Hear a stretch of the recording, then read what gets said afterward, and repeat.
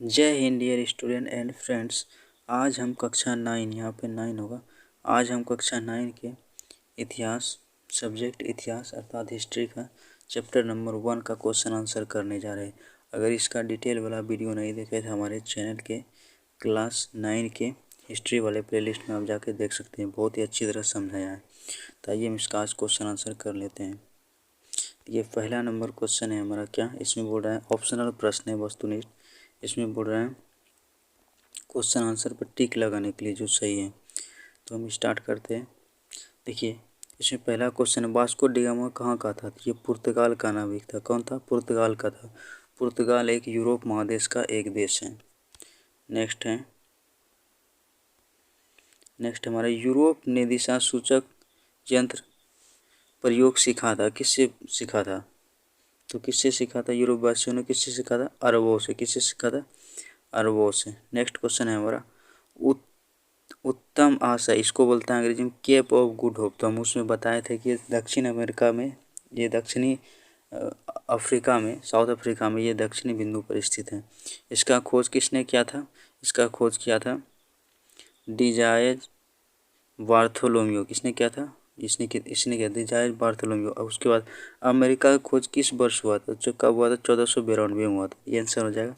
और इसके 6 साल बाद 1498 में किसका हुआ था? भारतीय पुर्तगाल से मतलब यूरोप से भारत के समुद्री मार्ग का खोज हुआ था भारत तक। उसके बाद कुस्तुनतुनिया का पतन कब हुआ था? ये कब हुआ था? 1453 में। कब हुआ था? 1453। उसके बाद विश्व का चक्कर किस यात्री ने सर्वप्रथम लगाया था? किसने लगाया था? ये लगाया था मैगलन ने। किसने लगाया था? मैगलन ने। इसको ध्यान में रखिएगा। उसके बाद बोल रहा है इसमें सही और गलत को पहचानने के लिए, उसको देखते हैं। देखिए इसमें बोला है भारत के मूल निवासियों को रेड इंडिया कहा जाता है। नहीं, ये अमेरिका के मूल निवासी को रेड इंडियन कहा जाता है। ये गलत हो जाएगा। उसके बाद उत्तरा मीमांसा केप ऑफ गुड होप तक गुड के उत्तमाशय अंतरिक्ष या केप ऑफ गुड होप इसी को बोला जाता है कि खोज भार ने भारत तक के पहुंचने का मार्ग प्रशस्त करता है। तो ये हो जाएगा सही, क्योंकि इसी केप ऑफ गुड होप के होते हुए भी भारत तक व्यक्ति पहुंचा था पहली बार। उसके बाद नेक्स्ट है, भारत अटलांटिक महासागर के पूर्वी तट पे है। तो अटलांटिक महासागर के पूर्वी तट पे भारत है क्या? तो ये गलत हो जाएगा। ये नहीं है, पूरब की ओर नहीं है। उसके बाद नेक्स्ट क्वेश्चन है हमारा, मार्को पोलो ने भारत की खोज की थी। ये गलत है। जेरूसलम का वर्तमान नाम इजराइल है। तो ये बिल्कुल सही है। तो मार्को पोलो ने इसका खोज नहीं किया था। किसने किया था? वास्को डी गामा समुद्री मार्ग का खोज किया था। उसके बाद लिस्बन दास व्यापार का प्रमुख, उसके बाद लिस्बन दास व्यापार का बहुत बड़ा केंद्र था। ये बिल्कुल सही है, था वहाँ पे। अमेरिको वेस्पुसी ने अमेरिका नई दुनिया का विस्तार को खोजा था। तो ये बिल्कुल सही है, खोजा था। अब नेक्स्ट क्वेश्चन है हमारा ऑप्शनल, एक शब्द में आंसर देने के लिए। उसके बाद भारत आने में किस भारतीय व्यापारी ने वास्को डी गामा की मदद की थी? तो कौन था ये? अब्दुल मजीद था। इसको दक्षिण अफ्रीका में मिला था। कहाँ पे? केप ऑफ गुड होप, अंतरिम आशा अंतरिक्ष पर मिला था। उसके बाद न्यू फॉलैंड का पिता किसे कहा जाता है? तो किसे का? सर जॉन सेबास्टियन केवेट ने न्यू फॉलैंड का पिता कहा जाता है, क्योंकि इसी का खोज किया था। ये कहाँ है? अफ्रीका के पश्चिमी हिस्सा में। कहाँ? ये अफ्रीका के पश्चिमी हिस्सा में, अमेरिका से सटा हुआ नहीं, उत्तरी अमेरिका कनाडा से सटा हुआ ये है न्यू फॉलैंड। उसके बाद यूरोपियों द्वारा निर्मित तेज चलने वाले जहाज को कहा जाता है केरावल। क्या कहा जाता है? केरावल एकर होगा यहाँ पे, केरावल कहा जाता है। नेक्स्ट, दक्षिण अफ्रीका का दक्षिणतम बिंदु कौन सा है? तो इसी को बोलता है उत्तमाशा अंतरिक्ष, इसी को बोलता है Cape of Good Hope. Next question है हमारा, 11वीं-12वीं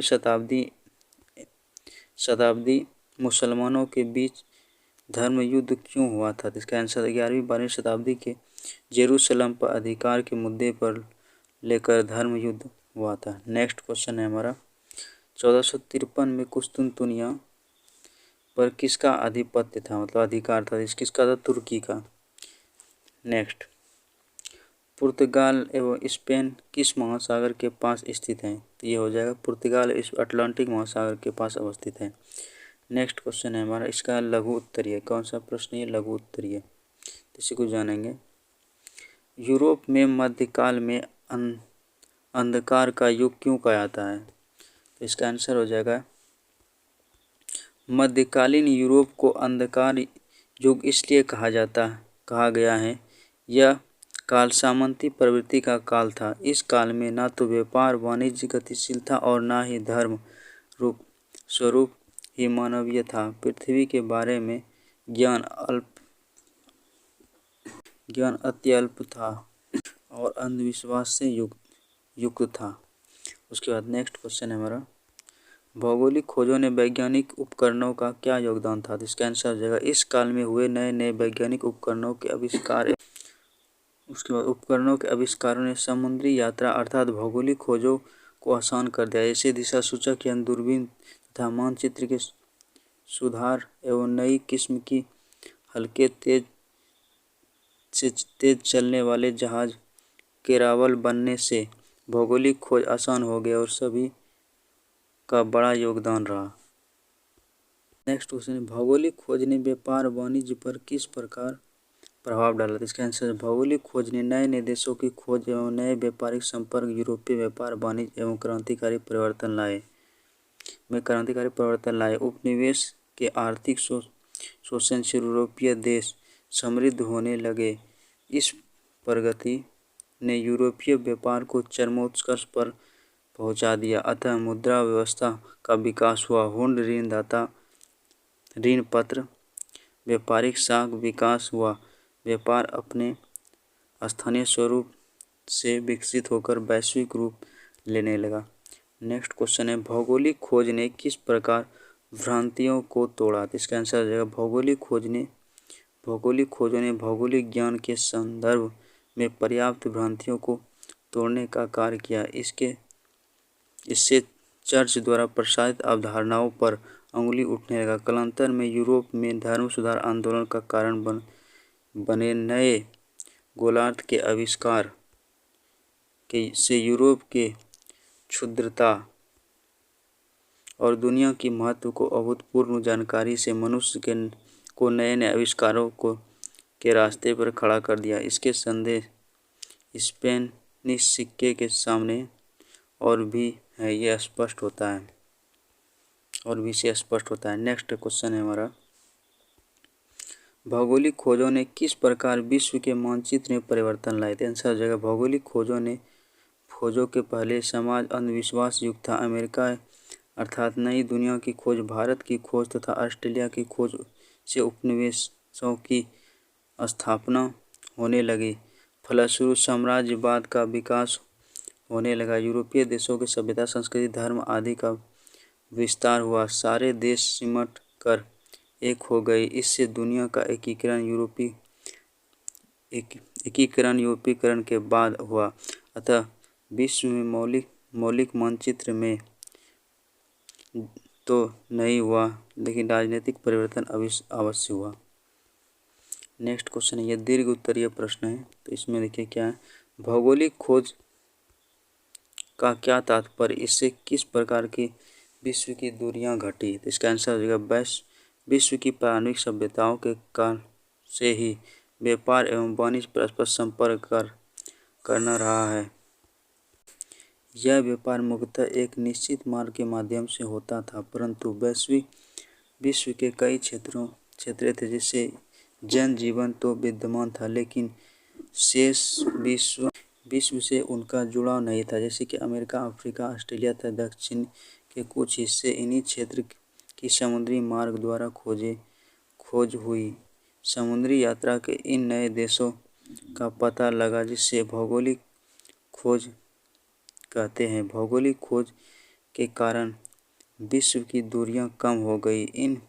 इस घटना से पहले बार लोगों को संसार का बृहद भूखंड से परिचित कराया और विश्व के देश एक दूसरे के संपर्क में आए। एशिया और यूरोप के विभिन्न सभ्यताओं का जो पहले से अलग थी परस्पर संपर्क स्थापित हुए। यूरोप वालों ने अपनी सभ्यता, संस्कृति, धर्म एवं साहित्य प्रसार इसके करने लोगों में मतभेद, दोनों तरफ की भावनाओं का विकास हुआ। फलतः इसी प्रकार दुनिया कम हुई। नेक्स्ट क्वेश्चन है हमारा, भौगोलिक खोजों के उपकरणों की व्याख्या करें। उत्तर, भौगोलिक खोजों के निम्नलिखित कारण थे। आंसर हो जाएगा धर्म युद्ध। 11वीं-12वीं शताब्दी में जेरूसलम की परिघटनाक्रम थी। इसके दौरान ही यूरोपियों को यह महसूस होने लगा कि दुनिया के हर पहलू को समझा जाए, अतः भौगोलिक खोजों को प्रोत्साहन मिला। कुस्तुनतुनिया पर तुर्की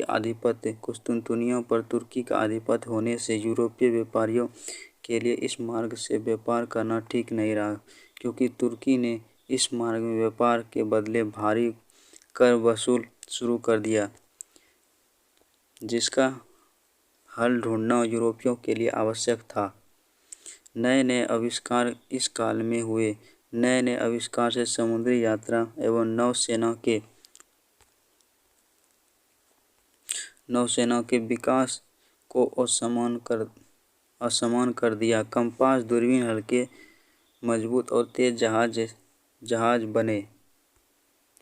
इन नए उपकरणों से साहस के बल पर नाविकों ने अटलांटिक एवं भूमध्य सागर में अपने जहाज उतारने, फलस्वरूप भौगोलिक खोजें हुई। पुर्तगाल के राजकुमार और स्पेन के महारानी कौन था उसमें, इसाबेल का सहयोग। पुर्तगाल के राजकुमार हेनरी द नेविगेटर तथा स्पेन की महारानी इसाबेल ने भौगोलिक खोजों को प्रोत्साहन दिया तथा जाने का खर्च आदि देकर विदा किया। तो इससे क्या होगा, अन्य देशों का भी खोज हुआ।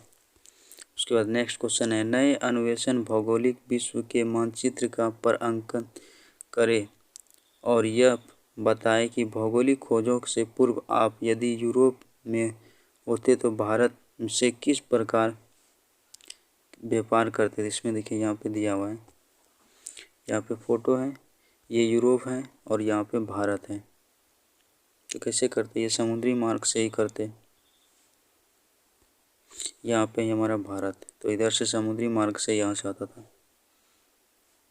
नेक्स्ट क्वेश्चन है हमारा, कोलंबस ने अमेरिका की खोज कब किया था, 1492। उसके बार्थोलोमेव की कब किया था, केप ऑफ गुड होप का कब किया था,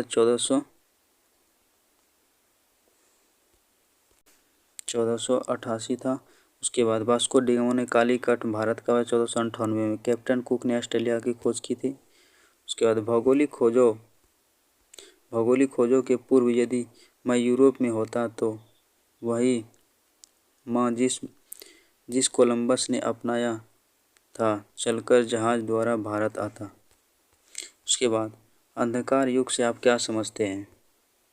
अंधकार युग से बाहर आने में भौगोलिक खोजों ने किस प्रकार मदद की। तो इसका आंसर हो जाएगा मध्यकालीन यूरोप इतिहास के अध्ययन से पता चलता है कि सामंती प्रवृत्ति का काल था। इस काल में न तो नए व्यापार वाणिज्य गतिशील था और न ही धर्म स्वरूप उदार एवं मानवीय। पृथ्वी के विषय में ज्ञान अत्यल्प एवं अंधविश्वास युक्त था। भौगोलिक ज्ञान सीमित था, अतः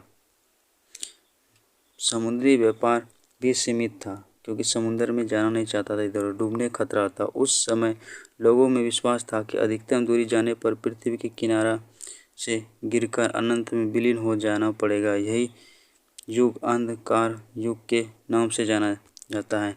अंधकार युग से बाहर आने भौगोलिक खोजों का महत्वपूर्ण स्थान रहा। भौगोलिक खोजों के कारण आपसी जानकारी मिली और लोगों को एक दूसरे के निकट आए। एशिया और यूरोप सभ्यताओं का मेल हुआ और एक दूसरे के सभ्यता और संस्कृति से परिचित हुए। ईसाई धर्म का प्रचार अफ्रीका, एशिया तथा अमेरिका में किया गया। इस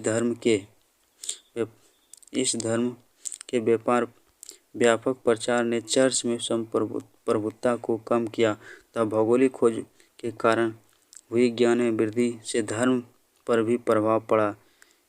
कितने ही स्थानों पर अंधविश्वासों का खंडन हुआ। इस प्रकार लोगों को अंधकार युग से बाहर आए। तो ये सब किसी भौगोलिक खोजों के कारण ये संभव हुआ था। यहाँ पे हमारा क्वेश्चन आंसर समाप्त होता है। अगर इसमें कोई भी त्रुटि हो तो कमेंट में ज़रूर बताएं ताकि हम उसमें सुधार कर सकें। Thanks for watching this video.